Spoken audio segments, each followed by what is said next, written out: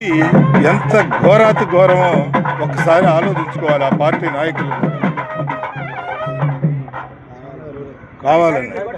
ఈ దుర్మార్గమైనటువంటి విధానాన్ని మేము వ్యతిరేకిస్తున్నాం. కారణం ఏంటంటే, నేతిలో వాళ్ళు టైంలో కూడా 290 రూపాయలకి నెయ్యి కొన్నారు. వీళ్ళు కూడా 319 రూపాయలకి వైఎస్ఆర్ కాంగ్రెస్ పార్టీ నెయ్యి కొంది. వీళ్ళ టైంలో వీళ్ళు కొన్నారు, వాళ్ళ టైంలో వాళ్ళు కొన్నారు. నేతిలో కల్తీ ఉందా లేదా అనేది అధికారులు తేల్చాలి. అంతేగాని పందికొవ్వు కలిసిందని చెప్పి ప్రజల్ని ఈ రకమైనటువంటి అసలు ఎంత దుర్మార్గమైనటువంటి మాట, అసలు వాళ్ళ నోటికి ఎట్లా వస్తుందో ఇలాంటి మాటలు. అసహించుకుంటున్నారు మీ పార్టీని, మీ నాయకుల్ని కూడా అసహించుకుంటున్నారు. అలాంటి మాటలు మాట్లాడకూడదు.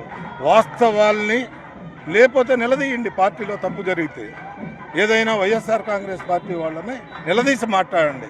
అంతేగాని ఈ దుర్మార్గమైనటువంటి దుష్ప్రచారాన్ని చేయటం సిగ్గుసేటు పార్టీకి కూడా, నాయకులకు మళ్ళీ మళ్ళీ చెబుతున్నా అలాంటి మాటలు మాట్లాడొద్దని చెప్పి వెంకటేశ్వర స్వామిని వేడుకుంటున్నాం. కానీ వీళ్ళ పరిపాలనా విధానాలు ఇవన్నీ కూడా మరి ప్రజలు చూస్తూ ఉన్నారు. ఏం జరుగుతుందో చూస్తూ ఉన్నారు. వాస్తవాల్ని మభ్యపెట్టి మాట్లాడేటటువంటి పరిపాలన విధానం ప్రజలెప్పుడు కూడా సహించరు. నిజాలు మాట్లాడాలి, నిజాలు చెప్పాలి, ప్రజలు అర్థం చేసుకుంటారు, మీ పార్టీని గౌరవిస్తారు. అంతేగాని ప్రతిపక్ష పార్టీల మీద లేనటువంటి అభూత కల్పమైనటువంటి ఇలాంటి మాటలన్నీ కూడా మాట్లాడి తప్పుదోవ పట్టిస్తామంటే ఎవ్వరూ కూడా సహించరు.